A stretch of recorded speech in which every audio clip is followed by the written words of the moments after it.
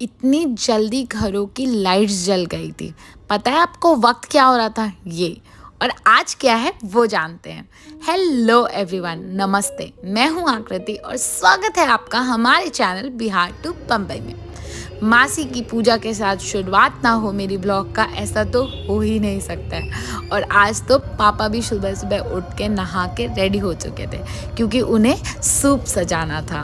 और आज था सूर्योदय अर्घ, यानी कि छठ का आखिरी दिन और सबसे महत्वपूर्ण दिन, क्योंकि 36 घंटे निर्जला व्रत के बाद आज के दिन जो भी व्रत करता या करती है वो मुंह धो के आज की पूजा के बाद पानी का ग्रहण करते हैं, पानी पीते हैं या अन्न जो भी है वो खाते हैं।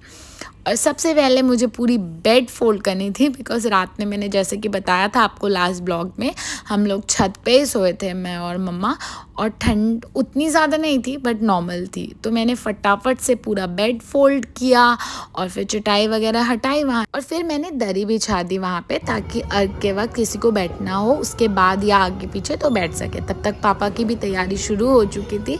सूप उन्होंने सजा दिया था और दिए की बारी थी क्योंकि देखो अभी भी कितना अंधेरा है। और फिर मम्मी ने बोला तुम जल्दी से फ्रेश हो जाओ, रेडी हो जाओ। और दोनों भी दिन हमें नए कपड़े पहनने होते हैं पानी में जाने से पहले। और मासी का भी पूजा ख़त्म हो गया था, फिर मैंने दत्तवन किया वापस से। और ये है मेरा आज का आउटफिट। जैसे मैंने बताया था मम्मी ने मुझे 2 आउटफिट्स दिए हैं, कल वाला येलो वाला जो मैंने आपको दिखाया था और आज का न्यू आउटफिट ये है। और हम कुछ भी पुराने कपड़े या काले रंग के कपड़े नहीं पहन सकते हैं, हमें कम्प्लीटली कलरफुल और काले से छोड़ के, इनफैक्ट धागा भी नहीं होना चाहिए। और देखो सुबह सुबह कितनी भीड़ थी और सब लोग रेडी होके अच्छे से घाट की तरफ जा रहे थे और मम्मी लोग भी बैठी हुई थी। हम वेट कर रहे थे थोड़ा टाइम होने का। तो उसके बाद मम्मी पानी में उतरने के लिए चली गई और पानी काफ़ी ठंडा था क्योंकि रात भर वो था पानी। और मम्मी ये देखो, फिर ना वो डूब नहीं पा रही थी। फिर ये हुआ, उसके बाद ऑलमोस्ट सूर्य निकलने का टाइम हो गया था। फिर हम उसके बाद हमने अर्घ की तैयारी शुरू कर दी और मासी ने मम्मी को सिंदूर लगाया, फिर हाथ में पिठार लगाया। अब वापस मत पूछना पिठार क्या होता है, आपको ऑलरेडी मैं लास्ट ब्लॉग में बता चुकी हूँ पिठार किसे बोलते हैं हम। फिर उन्होंने हाथ में सिंदूर लगाया और फिर पूजा के लिए अगरबत्ती वगैरह दी और फिर पूजा शुरुआत हुई। और ये देखो हमारा क्यूट सा पांडा रेडी था। और आपको पता है गिनू को पानी और पानी को गिनू कितना पसंद है। वो पानी में जाने की ज़िद कर रही थी बट कल रात उसकी तबीयत थोड़ी बिगड़ गई थी बिकॉज़ परसों शाम में वो काफ़ी देर तक पानी में रही थी। और फिर मम्मी घूम गई और फिर मुझे फटाफट से पानी में जाना था क्योंकि आपको तो पता ही है मेरा भी फास्ट था।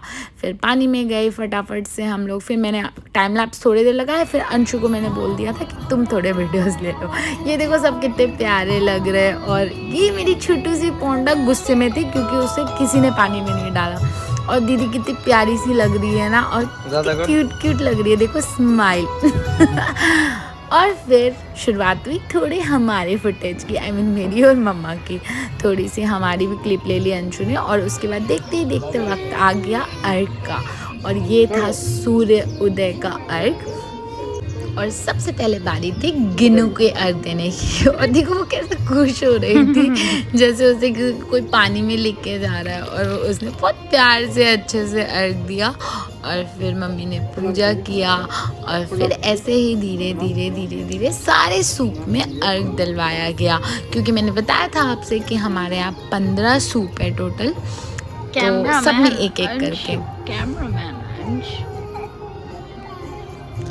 और फिर मासी की बारी थी, फिर मासी ने अर्घ दिया और दीदी ने ऑलरेडी अर्घ दे दिया था, तभी मैं पूजा कर रही थी तो मैं नई वीडियो ले पाई। और फिर अंशु ने अर्घ दिया।